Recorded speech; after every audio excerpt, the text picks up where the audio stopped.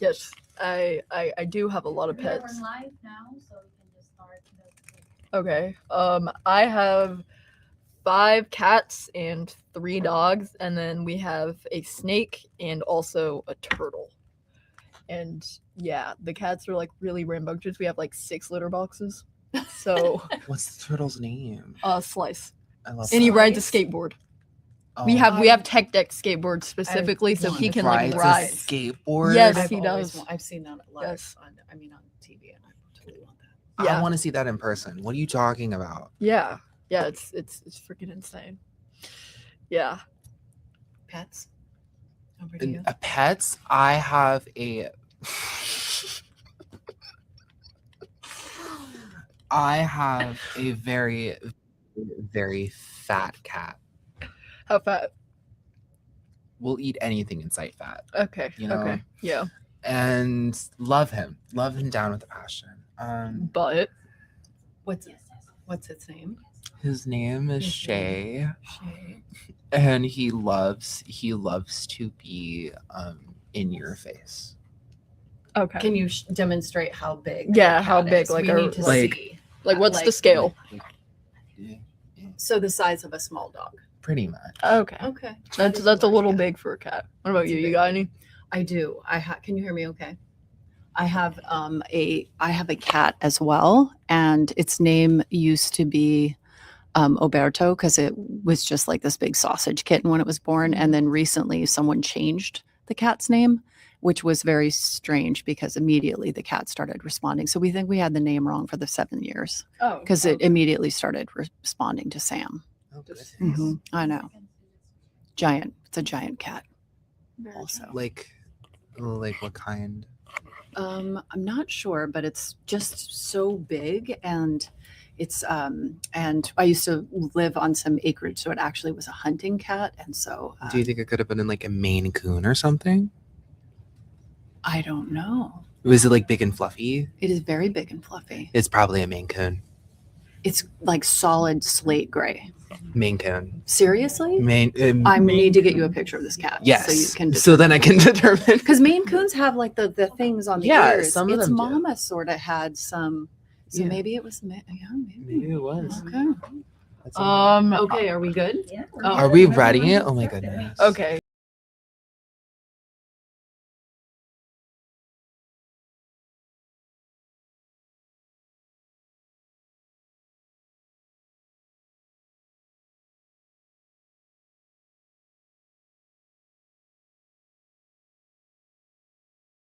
National Foster Care Awareness Month, which is May. In addition, we'll be talking about the importance of lived experience roles in transforming our foster care system and bringing awareness to it, and also ending youth homelessness. My name's Zane, and I'm one of the advocates at the Mockingbird Society with the Tacoma chapter. I'll be facilitating today's conversation. And before we dive into the introductions and the topic, let's start with the land and labor acknowledgement. Yes. Weebay, Land the floor and is labor. yours. Oh my goodness. Land and labor acknowledgement. I invite everyone to pause, quiet, and reflect as we open with the acknowledgement. We would like to recognize that we are on the land of the Coast Salish, Interior Salish, and Yakima Nation tribes. They have taken care of this land before it was colonized, and they continue to take care for, honor, and defend their land. We honor with gratitude and the land itself and all of the Native tribes of Washington.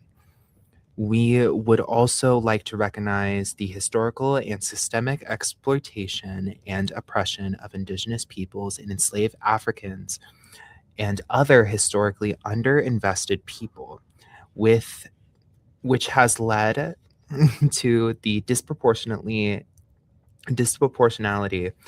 in representation of these communities among the youth we serve and whose voices we seek to elevate. I ask that we keep this in mind as we work to transform the systems that have and continue to impact us. Thank you, Weebay. Today we are hosting a live stream session with our executive director, Yvonne. Yvonne-Monique. Yeah, Yvonne-Monique, who joined us last February, along with both of us Tacoma chapter members from Tacoma and King County. Any day now, guys. Hi, everybody. My name's Yvonne-Monique Aviva. I go by she, her pronouns, and I am the executive director of the Mockingbird Society. And you want to read that right there? Wait. Go for it. National Foster Care Awareness Month is observed in May. Every year in the United States, it's an opportunity to highlight the need for policy reform within our system, to recognize the heroes behind foster care, and to take action to support young people who are preparing to leave foster care. This live stream is part of our month-long campaign this May, where we feature stories from voices like us, closest to the system, share resources around the issue, and highlight policies relating to foster care. You are welcome to join the conversation by sharing your comments, ideas, or questions in the comment section. And without further ado, let's kick things off with warm-up questions about Mockingbird's work today and the new direction under our executive director's leadership, which I believe you're part of. Yes, oh, you are that person. I'm in the eyes of greatness.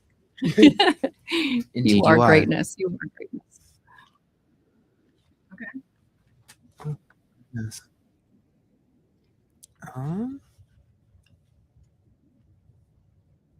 You're asking Yvonne. You joined Mockingbird last February, so it's been around 3 months so far. How is everything going? Oh my goodness, everything is going wonderfully. This is an amazing place to join, and also like I'm really feeling grateful for having been in this work for a long time, because it's not new, where you could join a job and you could not know, some of the components, right? Especially in systems work. But having been involved in overseeing foster care programs or support of foster care, or a youth homeless shelter, it's really positioned me that much of it is already familiar to me, but so are the people, because I've already worked with many of the Mockingbird people, or I'm familiar with their work before. So what it's looked like in the last 3 months is I've gotten to go to chapter meetings and meet with the people who are, we do this work with, which has been powerful, with partners. And then there's just that thing where you start a new job where you're like, where are the paper clips? Where do we keep files? And all the components getting added to systems and things like that, and just familiarizing myself. But it is an absolute joy to be here, and getting to know my colleagues, and just a deeper appreciation of the work we do, but also how we do it. Part of why I wanted to come to Mockingbird is I hear a lot of people talking about centering youth experience, and I see very transactional, extractive work. And so I'm really excited to keep learning alongside the people who've been doing this for a while about what it looks like when you truly partner and elevate the experience on those most impacted. Mm-hmm. Continue with that. You have been very open about your not only learned experience, but the experience that you've lived through in homelessness. And how has that journey influenced how you stepped into this direct role? That is a really great question. So I want to be very open about the fact that being open about my lived experience is very new to me. In our pre-call, we were talking about just what happens when you talk about having been raised by foster care. There's a lot of stigma associated with it. And so for most of my life, I've kept this very private, and haven't, and navigated kind of those questions about like, where did you grow up, or any of those kinds of things, kind of like the dodging and weaving, because I became a permanent ward of the state right after I turned 11. I was in foster care before that, but then permanently became a ward of the state, and then navigated that for the rest of my young adulthood. And then the consequences of that, like many young people experiencing homelessness, lack of education. I dropped out of school after 9th grade, and all of that. And so this is relatively new for me. And so in many ways, I'm still just trying to familiarize myself with, I think, being open about that, while also really I've been in jobs. I was at one organization, and I remember somebody saying to me like, "Oh, did you just get this job because you have lived experience?" And I was so shocked by that. It was like, no, I also have learned experience. I have professional expertise as well. Um, but I think that I think that having done a lot of systems work, because I worked in education, I worked in other sectors before I really came to foster care, and I really wanted to come specifically work directly in foster care, and especially around also homelessness was a part of my story, just because I think that it shapes so much of how I see the work. This isn't just showing up and there's like all the day-to-day things, but really understanding the gaps that existed for me shaped so much of how I think, right? So, and I know later on we're going to get into questions about, what I envision for, Mockingbird and things like that. But what I know is that so much of what you all do is like, it's so powerful because it's building that esteem around the things, right? That so often I think when you grow up in care, if you haven't had a good experience, you feel like I felt like I wasn't capable of, or I didn't have people believing in whatnot. And then you see this and that all of these things that you're doing, like how powerful it is, how powerful your voice, your strategy, the wisdom that you carry because of that lived experience. And so I'm really excited, like in the things that I've learned, that this actually I think has given me some really powerful tools to use in the work, and also how to speak to that instead of it being like what I grew up with, which was such a shameful experience, of it being like actually it's given me these, I call them kind of like superpowers, right? These superpower tools.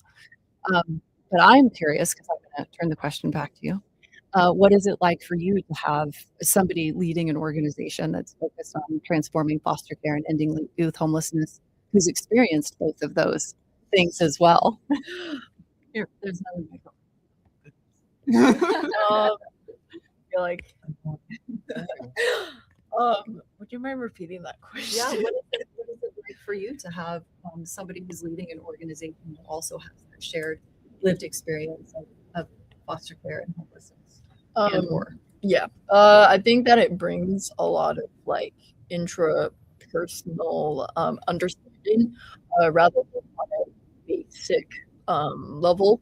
I think that it definitely gives a lot of, I guess, personality, especially for not only the organization, but for the people working there as well. I think that, especially with you directing it and being able to make changes and stuff like that, that I would say both of us wanted to see when we were younger within the system. It makes it 2 times more impactful coming from someone who also lived with those experiences. So, yeah. I feel like for me, it creates less of that gap between the person who has lived the experience and or is currently living it, and a person who has like lived the experience and is kind of out of it and trying to help. Because I feel like those experiences, though similar, they're two different two different outcomes of the same thing. And to have someone who is leading it and organizing it that has experience in it, it bridges the gap between people who have experienced that and for people who also never experienced that but want to help. Yeah.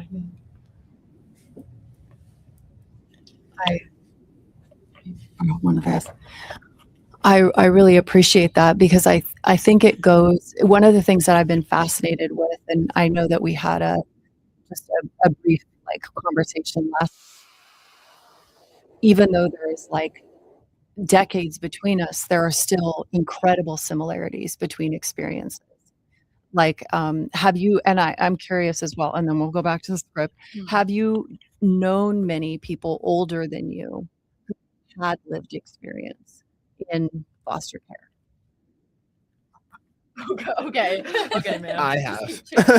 I have. Yeah. Yes, I have.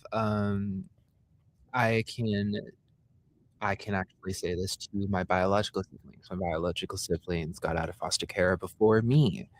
And one of the things that was really eye-opening when I first got into the foster care system at the age of 16, it was very much, it feels ostracizing. But when you have someone that you know or someone you have met that it has made it out on the other side through these systems that just completely want to displace you so much, um, it feels heartwarming, to say the least. I mean, my older brother and sister will, even though that we're at each other's throats, will always be there. Yeah. So I feel like people should have at least one person that they can either one look up to or two that they can meet in person. Being like, no, I've lived through a similar experience to you. You're not alone. Yeah. Yeah. Unlike you guys, I wouldn't say that I have many, I guess, role models that were in foster care that are, I guess, would say older than me. I mean, I have a developing relationship with some of my bio siblings, but I don't have like a role model that's been in the system. Um, well, but I would say that me and my twin sister, we've always bounced our experiences off of each other in terms of what it's like to be in the system. And so it is good to have someone who is next to you the whole way. But I don't think I ever had one who was older than me who had experience in that and was able to relay that. So, yeah. I think that's incredibly powerful because as we look, I think that when you have elders, and that doesn't mean they have to be 20, 30, 40 years older, but it does, it's just like you said, they're helping you navigate the unique traumas that I think a traumatic displacement impacts you with. And I really think a lot about this because in this sector of foster care, in youth homelessness, I have not seen, right? And I'm incredibly old unless there's filters on this YouTube. You can't really tell that maybe, but I'm incredibly old now. And there is not people ahead of me, right? I didn't actually know people who had experienced foster care because so many people, I think, keep it very private because of the stigma attached to it. But also in even my own experience, most of the people that I talk about, those unique kind of like there's things that will come up that are so unique. Like I'll think about at during the holidays, you'll be at work and people are talking about going and visiting families, and that's not my truth. So and there's times where you just feel it differently. And I can go to usually it's younger people now to say like the people that I know that have that same identity. But I think it's so important, especially in this sector as well, because in many other areas, it is like it's required you have lived experience leadership. But in this sector, it's still, it's rare. Like I'm one of the only people that I know of that's an executive director. And it's not that it doesn't exist, right? I think about the amazing work. One of the most powerful people in child welfare right now was raised in foster care. His name is Sixto Cancel. But it is rare and it shouldn't be. So I think what you are all doing is so powerful because you are actually creating more pathways that this will become the norm, right? Where right now I'm still the exception, but it will become the norm where you get to grow up and do all the things you want to do, right? And this could be some of it where you want to keep doing advocacy or not, but that it's like an option, right? Instead of it just being like direct services or something, which is where you see a lot of lived experience. Okay, we'll go back to the script here. Mockingbird's vision is very clear. Every young person, regardless of race or lived experience, reaches adulthood with equitable opportunities. What are we focusing on this year to ensure we come closer to this goal, transforming the foster care system and ending youth homelessness? Yeah, I actually some statistics because I wanted to see what it looked like now. I know that foster care has dramatically decreased in Washington. But also one of the interesting things that I didn't know is that actually 50% of like almost half of young people coming in are actually placed with family now. It's called kinship care. So it looks a lot like foster care where they're given supports and things like that. And the family is given kind of resources, but which is much, much better. But BIPOC children are still overrepresented. And one of the other interesting things was I was trying to see, and I know having overseen foster care, that LGBTQIA plus was also had a high representation as well, especially in Washington State. There's a lot of trans youth who um, who are in foster care as well. So we're still seeing like lots of overrepresentation. And the other thing was disabilities. So I remember talking to some caseworkers and asking about what are they seeing the highest rates of coming into care, and it was young boys, especially on the autism spectrum. And I think this is really, really important because the foster care experience doesn't just end with foster care. Like, what does that look like through the life, right, of this young person, perhaps leaving care or being reintroduced back to their families? Because a foster caregiver is just standing in the gap of that family, and those families often want to be supported in being able to bring that young person back home, right? And so, um, so some of the ways that is really powerful that we're doing this. Are you guys familiar with the Mockingbird family model? I'm personally not familiar with it. I would Okay. love to know it though. Yeah, I Tell think me. I think you're gonna love it. And also, one of the things I'm gonna tell you a little bit about Mockingbird family model.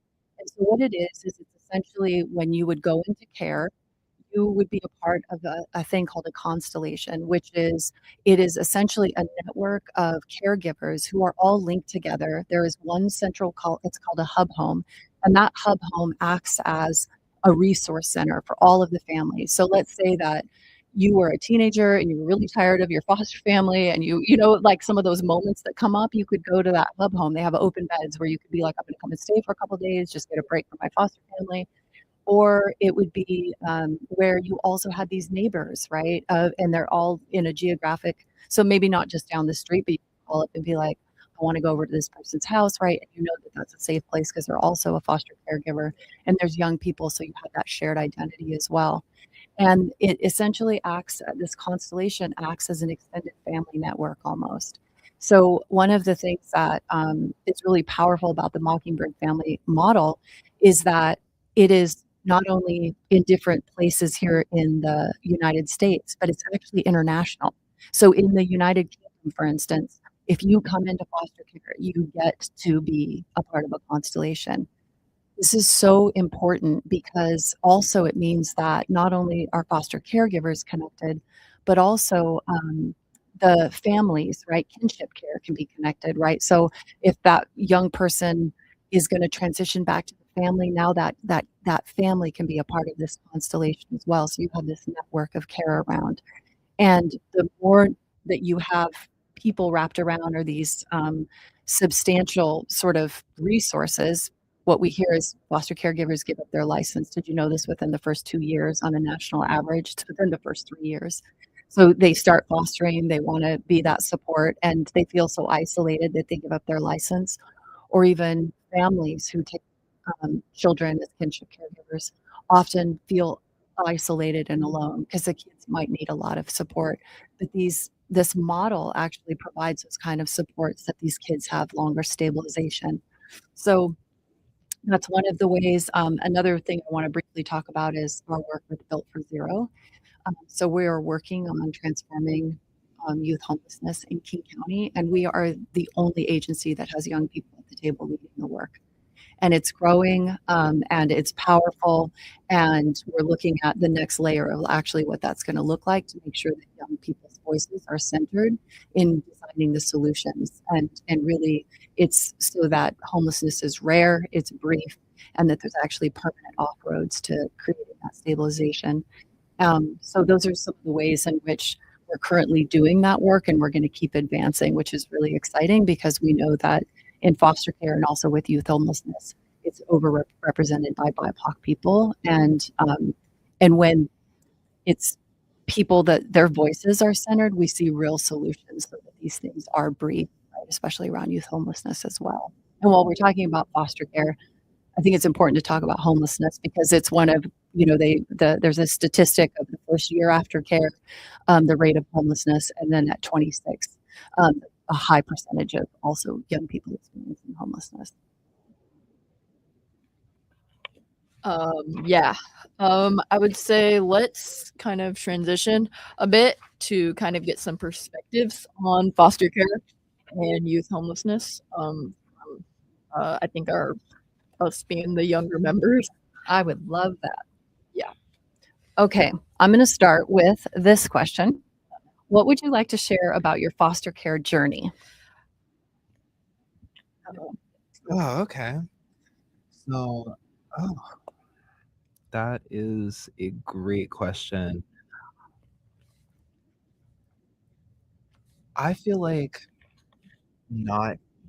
I feel like there's a lot of youth similar to me where you're going in and out of juvie. You're basically trying to feel like the world is against you, and then you're going in and out of juvie. Your family's trying to help you, but then eventually, once you get to the point where you're like in jail, you're about to get out, and your family basically abandons you. You get put into the foster care system, and it's like you're a teenager, and when you're a teenager in the foster care system, no one wants you. Yeah. No one wants you. Especially when you're like usually from ages, what is it, like 14 all the way up to 18? Yeah. Nobody wants it. 14 to 18. Yeah. It's because you already established an identity, and it makes it harder for someone to really be a role model or for someone to take on the kind of I guess care to be able to like be a parent or a guardian for said person. Yeah. Especially if they have, I guess, different needs or accommodations that they might have, disabilities and stuff like that. Yeah. I went into the foster care system at 16 after I got out of a J area facility. And it was jarring because the only way that I found out that I was going to be going into the system was because I got a call from my family stating that they moved different states as soon as I was in the facility, and they were not coming back. So they did abandon you. Pretty much. Yeah. That's rough. I'll give you that. But I mean, my journey through the entire system, I've been through hotel to hotel, slept in the office. I wouldn't say that it was a very pleasant experience, but it was better than nothing because I at least had some people who were willing to help me on whatever I was going through. But I wouldn't say that it was top tier. Yeah. Because I mean, through plenty of respite homes, but none really wanted to take on the role to take care of a teenager. Yeah. I would say that I've kind of grown up with the system always being a presence in my life. I was put in the foster care system at around 2.5 or 3. So I don't remember that. But I got adopted when I was, I think, about 6 or 7. I I can't remember. But I got adopted and by someone who had been fostering me, and she raised me from a point where I was at a very low development low development rate. And so I had to have a lot of like speech therapy and a lot of accommodations. And they thought I wouldn't be able to adjust to like public school and, being social. And it ostracized me in a way that set me up for a very abusive home from that mother. And so then I went back into the foster care system at, I'm pretty sure I was 14 or 15. And after CPS finally intervened after 8 years of making reports and trying to get help after the pandemic. And then I ended up living with like family friend. No, not a family friend, a friend's family. And we ended up staying with them, and that's where I am now. And I've been adopted since last month. So yeah, it's a very weird story, most likely probably because I've been adopted not once but twice. So it's something that I guess I had to learn a lot from, because the first time I thought that I was going to be in a home that was safe and what made me happy, and I was raised there for most of my life, and I did develop character, morals, stuff like that. But once I got out, I had to relearn everything again, and I had to see the world through a different lens, and I had to learn very like hard lessons in a very rough way. And so that's kind of what set me up to be able to want to advocate for people who are still currently in those situations or have just gotten out and have that like bad stigma of being in the foster care system, because it's been a presence throughout my entire life.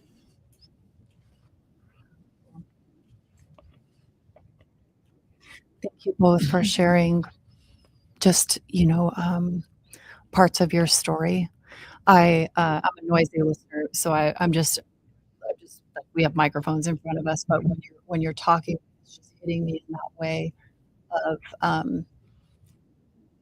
you're sharing pieces of childhood, right? Of this part of your, this the existence of what does that feel like to, just even for adults. Like I think about your story of finding out that your family moved, right, coming into care, and I'm wondering, especially when you talked about hotel stays, and for people who aren't familiar with that, that's when there is no available placement, and so they would put you up in a hotel, or if there's during the day, then taking you to the offices to wait and things like that. What advice would you what do you want to see change now? I personally want to see just more attention to these kids that are specifically that have to be in hotels, that have to be in the office. Because when I was in the office and when I was in these hotels, not the staff that was there or like the workers that would be in the hotel with me or be in the office with me were not very attentive. And that's what really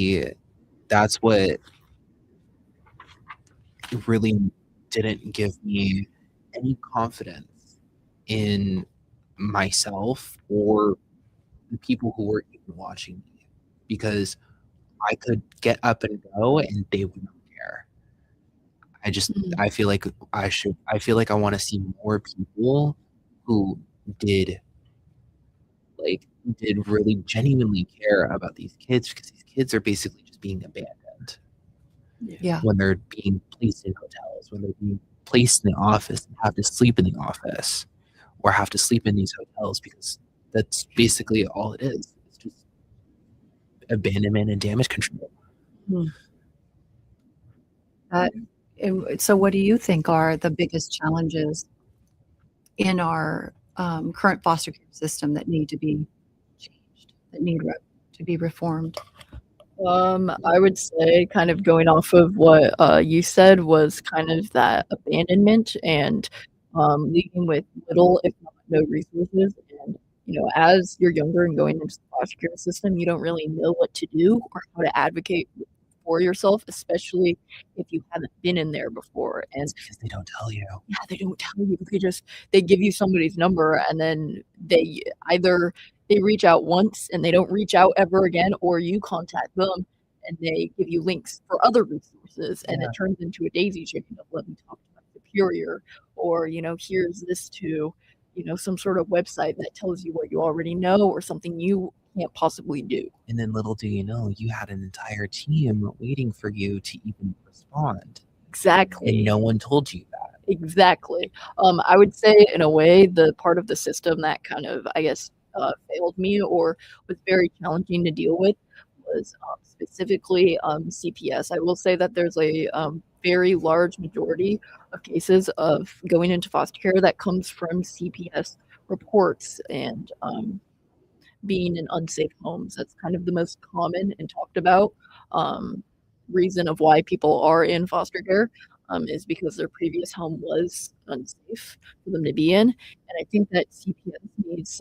a lot of reformment, specifically in that transition going from being in the CPS system to being in the foster care system, because I had a lot of experience talking with a lot of CPS workers, and they had little, if not no, communication within like actual foster care like offices and resources. It's because they're called to basically go to this home and check out to see if it's good or not, and that's all they do. Yeah, the CPS is it's something that is very, they don't treat their cases very well. I know that I've written a lot for the Mockingbird Times, which you should check it out. It's great.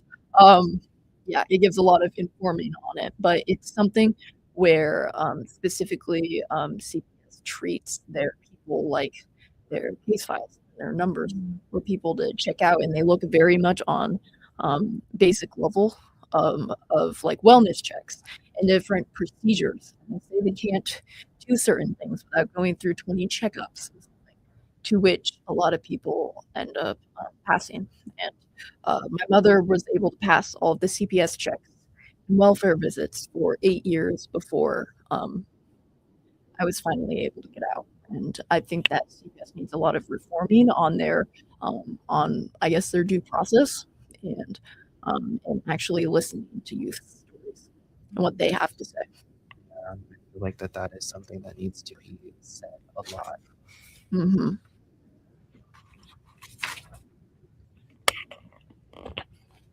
Let me ask one more questions and then we're going to transition. And thank you for what you both said. If you could share one message with young people who are currently in care, what would you want them to hear? Don't give up, please. It's not easy, I know, and it will never be easy.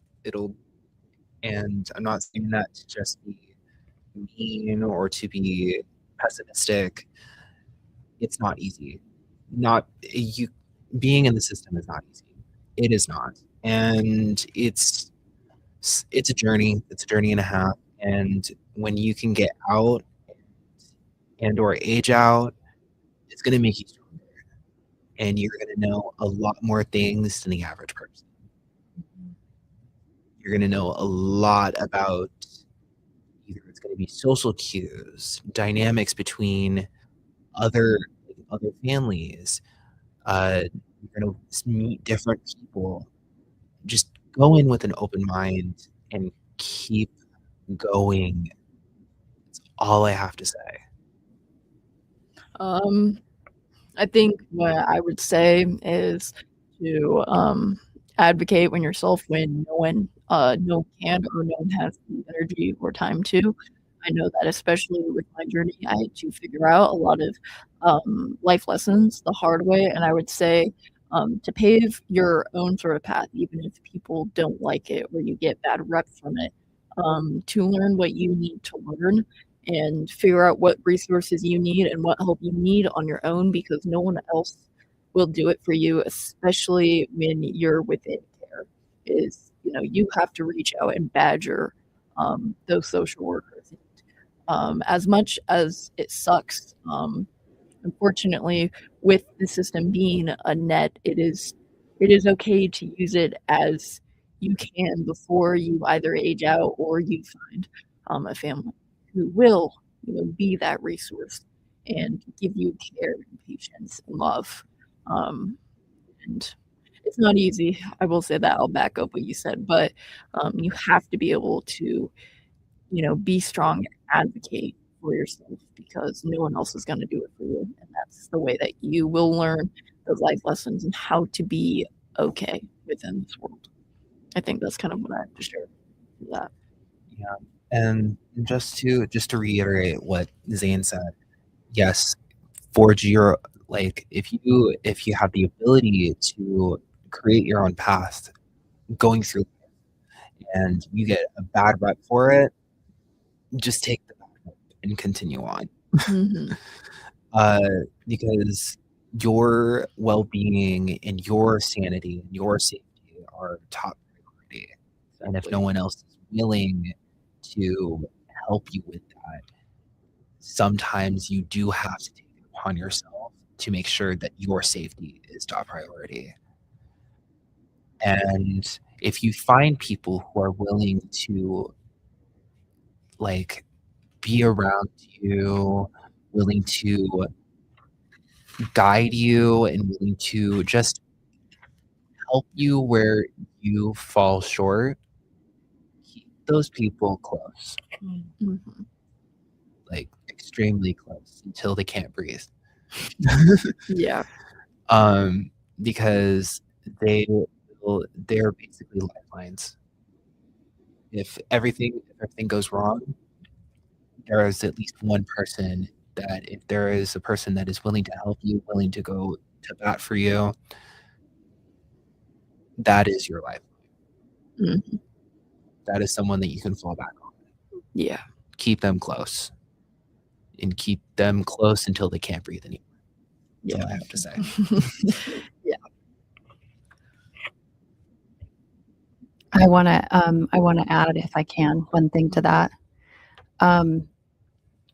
When I was growing up in care, so often I was told that my basic needs were too much, and that all of the things that I think young people innately know that they need, attention, care, affection, all of those kinds of things, when it's absent in your life, and then you try to just get scraps of it, it's like you're shamed for being, like, needy, right? And it took me far too long to understand that actually my innate wisdom was actually correct, that I was worthy of love, that I had been, so much of it had been, just starved out of me. And then what any small amount that I needed was told it was too much. Like, it was too much, right? You just needed too much. And one of the things that I think is so important is just the ownership of, you as an individual know what you need, and the system is sort of set up to starve you and blame you for being hungry. Like, that's insanity. But actually, like, all of those things are so normal and so healthy to want, to have a safe place where somebody knows who you are and knows who you were and who you're going to become. Like, that's it, to have food that you were familiar with, instead of, you like, when you move into a new home and it's a whole new thing. Or I moved into foster homes where I wasn't even, there was not food readily, right? It was like locked up. I don't know if that was your experience, but I was recently with some young people. Yeah. And they were like, there were locks on the cabinets. Like, that's not normal in any kind of a way. Like, being hungry and eating when you want to eat, or having your room how you want to have it, or unpacking your things, but being afraid to unpack your things because you've moved so much. Like, that's not normal. But wanting to have that safe and stable place is, and it's not too much. And I just had this sign when I worked at an agency that this artist had made, and it said, if I'm too much, go find less. And I think that's really let yourself be where you are in your healing journey, right? Because this is a transformative thing that has happened if you've been raised in state's care. Okay, let me see. I have another question.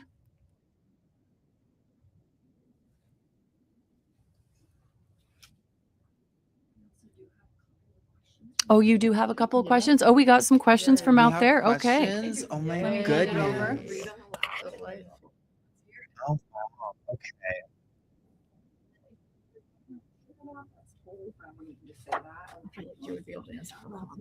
That's totally fine. I mean, okay. So I feel like this would be a question for you specifically. What is on the agenda for Mockingbird this year? What's on the agenda for Mockingbird this year is this is our year to get extended foster care vouchers passed, because foster care homelessness should never be a thing. And so getting that legislation passed so that there are housing vouchers for young people who are in extended foster care, which, if you're not familiar, that's young people can stay in care if they have been in care when they're 18 years old, so they can stay up until they're 21, to just give them a longer runway to just being youthful and young and getting that kind of stability underneath them. But if there's no foster families available, what happens, right? So these vouchers help to provide that housing. And the other thing is to keep expanding the Mockingbird family, right? So we have not only other states that are interested, but we have actually other countries that are calling us up and being like, we're really interested in this. And so we just created a business plan to do a deep dive into looking how to get it the most portable, incredible program to really make sure that we can actually try to reach national. Can you imagine if every state in the country had these constellations around foster families, what that would be like for young people? So we're going to dream big, and we're just going to manifest it and keep speaking it into existence, that one day that is going to be the goal here in the United States, let alone the country. The UK was the first one to do it in saturation. We want to be the second here in the United States. And then the other thing is Mockingbird in itself used to do a lot of things where they did training. So trainings are coming back. There's some trainings coming up that youth are leading, and we want to see more of that, right? We want to see Mockingbird times expand. There's amazing writing and things. So what would it look like to actually just create more subscriptions where it will always be accessible to everyone, but that there's more just like readership and things like that. And even you all know kind of where that is in the world and who's reading the Mockingbird Times and things like that. So just more expansion of the things that you all have been asking about, right? That it's not just around legislation, but people are really interested in doing trainings around disability justice or trauma-informed care and these kinds of things. And how do we make sure, because even though foster care and ending youth homelessness is the goal, we know that there's also these other ways that we really provide some of that learning to other organizations or institutions to make sure they're doing this in the most responsible and caring way, right, of centering young people's voice. Yeah. Next question. What laws are there currently being legislated to help foster youth and unaccompanied minors? Yeah, so there's a lot being done that's always being done. Whether it passes is a whole nother issue. But we know that, again, going back to extended housing care vouchers, there's a lot of work being done around, trying to end the foster care to prison pipeline. What does that look like in terms of making sure that when young people even experience the criminal legal system, that there's lots and lots of support, that it actually is around, trauma like treatment, instead of just like putting young people in carceral facilities. There's work being done on making sure that there's adequate support for when young people enter into housing, that it's sustainable. What does that look like?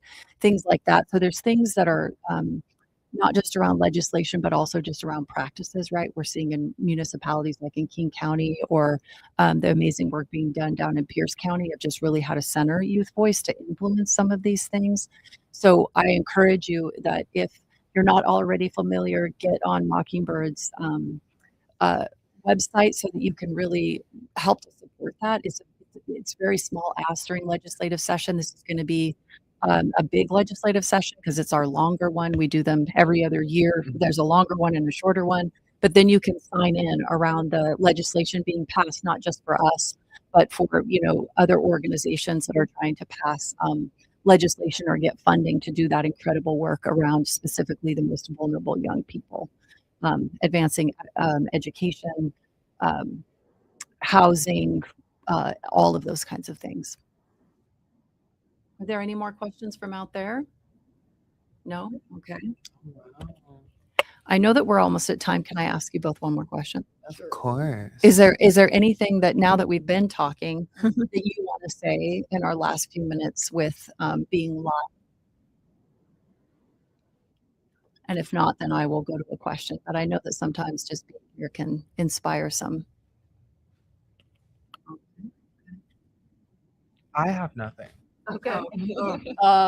Okay. I guess it's just me.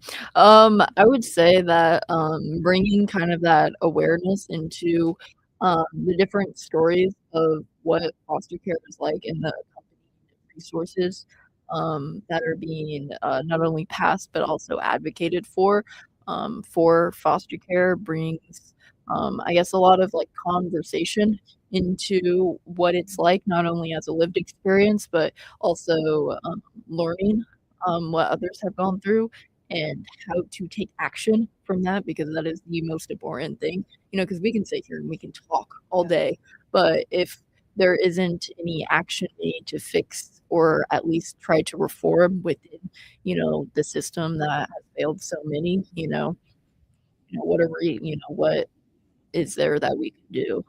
I know that specifically my family, we've always been taught to kind of leave the world, better than we found it. And that's kind of something that I've learned because they chose to help, even though they absolutely didn't have to. And, it wasn't like the easiest, but it's something that, I also plan to, carry into my adulthood, is to always help people out, even when it isn't the easiest. And that's kind of what foster care needs to be there for, is to genuinely want to help people, grow and function in society. So, yeah. I think that's powerful because it makes me think about like these poor experiences are preventable. Do you know what I mean? Like if we really think about it, and whose responsibility is that? But if the legislature, and I've heard politicians say this, these are our kids. And it's like, would you allow for the children, like even if you were kinship, would you allow for these experiences to exist? And a lot of them would say no, right? Yeah. They wouldn't let this happen to their own family, and yet it can happen. And then I want to also say and put it out there, we have some amazing champions who are like leading the change. Like Washington is actually one of the leading states of what we're doing for child welfare reform, which is an incredible thing. So there are some amazing people out there too who are really taking this to heart of saying, no, this is our responsibility. We need to do something about it. Exactly. Do you have any parting words that you want to say before we get ready to wrap it up? At the end of the day, just be yourself. That's all we got. You are your own best friend, and you've been there since birth into the eventual end. Be kind to yourself. Yeah. I know that sounds really hard, but be kind to yourself. Yeah. Because, like, it's you specifically are worthy of loving yourself. And if someone else tries to tell you that you are not worthy of loving yourself, then they should not be in your life in the first place. Yeah. To kind of wrap this up, if you have any questions or kind of want to continue the conversation, you can reach out through the socials or email at information@mockingbirdSociety.org. And we invite you to get involved in our advocacy work that this, Mockingbird Society does by inviting young people like me or Libe, or Mockingbird staff in general, to speak at events, to share skills, or stories, um, to the people in Mockingbird, to support annual events like Youth Advocacy Day, Summit, and fundraisers. And if you want to make a financial gift, you can support our Give Big at mockingbirdSociety.org/give big, BIG, all capital letters. And you can follow our social media and subscribe to our newsletter. And our website is mockingbirdSociety.org if you want more info. And we'd love to hear and collaborate. If you, yes, thank you. And you said that you haven't done live streams before. I haven't. Wow. But thank you for joining us, and until next time, if you see us again. Bye. Bye. Hi, thank you. Are we good? Good?